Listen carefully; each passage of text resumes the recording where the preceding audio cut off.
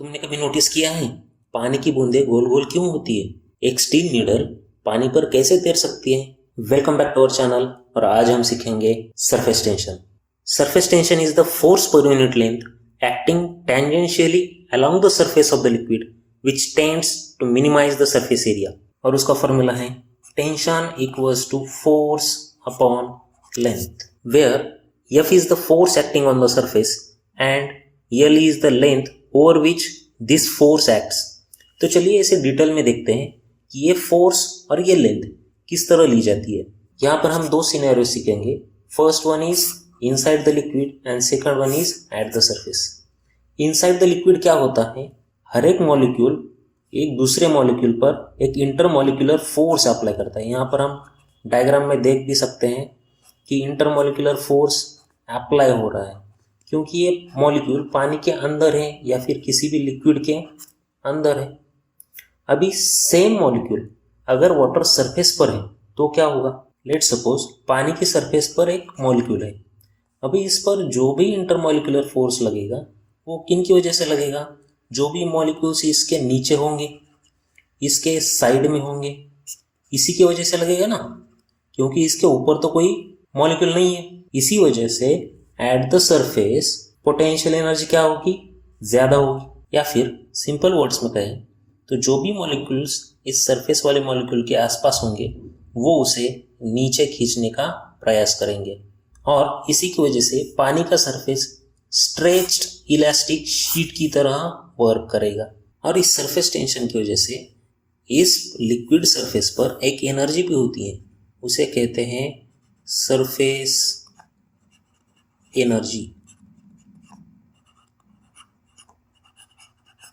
which can be given by surface tension into dA, where A is the area of the surface। अभी surface tension के कुछ real life examples भी हम देख लेते हैं। First one is spherical water drops, second one is insects on the water and third one is needle floating. ये तीनों एग्जांपल्स पॉसिबल किसकी वजह से हैं? सरफेस टेंशन की वजह से।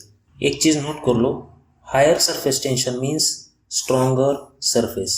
नीट जेईई एस्पिरेंट्स के लिए तो ये बहुत इंपॉर्टेंट है। क्यों?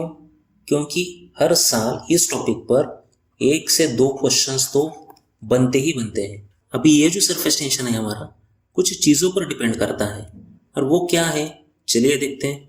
First one is the nature of the liquid. Liquid का नेचर किस तरह होगा उस पर सरफेस टेंशन डिपेंड करेगा। सेकंड वन इम्प्योरिटीज, जैसे यहाँ पर हमने दी है इम्प्योरिटीज, जितनी ज्यादा इम्प्योरिटीज होंगी उससे सरफेस टेंशन बढ़ भी सकता है और घट भी सकता है। इसका एक एग्जांपल है डिटर्जेंट्स। डिटर्जेंट की वजह से क्या होता है? सरफेस टेंशन कम होता है और जो भी स्टेन्स हमारे कपड़ों पर होते हैं वो जल्दी निकल जाते हैं। And third one is temperature.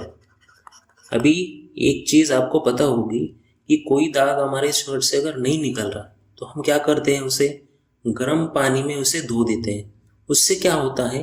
Surface tension और भी ज़्यादा ड्रॉप हो जाता है और जो भी हमारा दाग होता है वो इजीली निकल जाता है। ये 3 चीज़ें सरफेस टेंशन पर अफेक्ट करती है। क्या आप ये पहले से ही जानते थे? Then comment yes. तो आज हमने सीखा सरफेस टेंशन क्या होता है, मॉलिक्यूलर रीजन क्या है उसका फॉर्मूला क्या होता है और उसके रियल लाइफ एग्जांपल्स क्या होते हैं। हमारी नेक्स्ट वीडियो होगी एंगल ऑफ कांटेक्ट पर। अगर आपको यह वीडियो अच्छी लगी हो तो लाइक और सब्सक्राइब जरूर करना। मिलते हैं हमारे नेक्स्ट टॉपिक में।